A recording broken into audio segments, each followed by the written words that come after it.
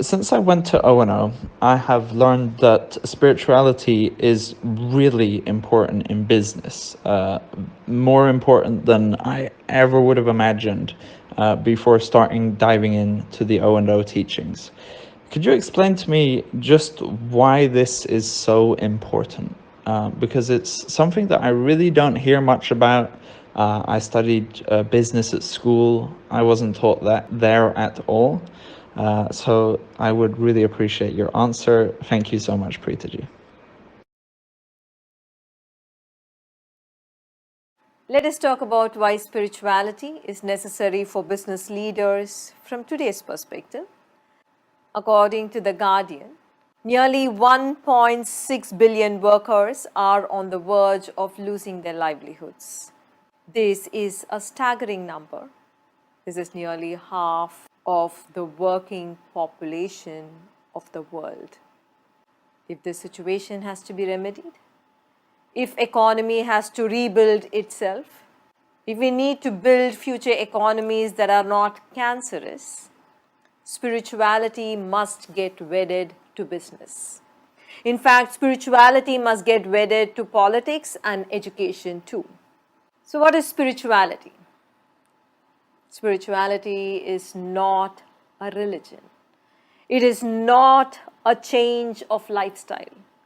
Spirituality is an authentic inner journey that transforms your actions, it transforms your decisions, it transforms your intention, and finally it transforms your state. Spirituality is a science that teaches you to connect with the greater intelligence of the universe.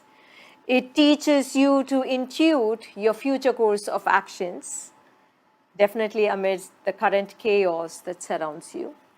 Let us now talk about business leaders in general. When leaders look to achievement, or when business leaders look to creating greater success or greater efficiency, what they look at is intelligence in action. When a business leader makes out clever investment or buys out another, or when they sell out at the right time, what you see is the power of action. This is strategic action. What the world is chasing behind is the power of action, since that is what is most blatantly visible. But let me say this, only leaders who know the art of conflict-free action and who also know the art of inaction have truly become masters of action. It is possible only when you are free of your habitual urges. Some leaders habitually rush into everything. Some leaders habitually move into paralysis. Total power of action is only realized when you can rest peacefully within and then act, engage in fearless and regretless action. Subtler than the power of action is the power of decision. You truly experience the power of decision when it emerges from a clear mind, when it emerges when you become free of the muddled and conflicting thinking and emotions. How do you access the power of decision? Power of decision does not happen by merely being positive, by inculcating positive thinking. Positive thinking is just an attitude. It is a very superficial thing. For if you have not dissolved charged emotional memories from deeper layers of your consciousness, your thoughts will still be anxiety-ridden, loneliness-ridden, or frustration-ridden. Your undissolved unconscious tendencies, whether they be from their childhood or from the time in your mother's womb or from your previous lives, all flow through your limbic system. When your decisions to be positive flows from the conscious mind, which is processed by your prefrontal cortex, in most people, information flow from the limbic system to the prefrontal cortex. The flow is much more than from the prefrontal cortex to the limbic system, which means their emotions such as anxiety, anger, actually override one's positive thinking. Sustained meditation practice is known to reverse this condition in the brain. I want you to know the unconscious mind processes nearly 40 million bits of information per second.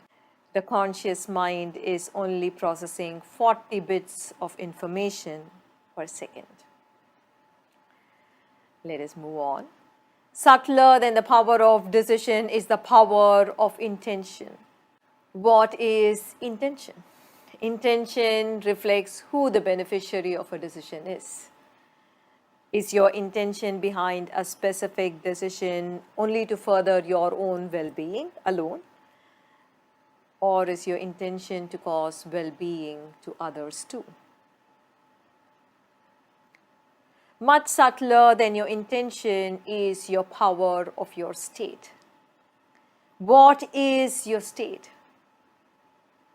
Is your state a stressful state, or it is a beautiful state? Because it is your state that draws energy from the universe as chaos or order. If you live in a stressful state or an unpleasant state, you draw the energy of chaos into your business or your work. If you lived in a beautiful state, you will draw the energy of order into your life, into your business and your work. These dual energies of chaos and order flow into your intention, into your decisions, and into your actions, leading you to your destiny. That is why spirituality needs to be at the core of businesses.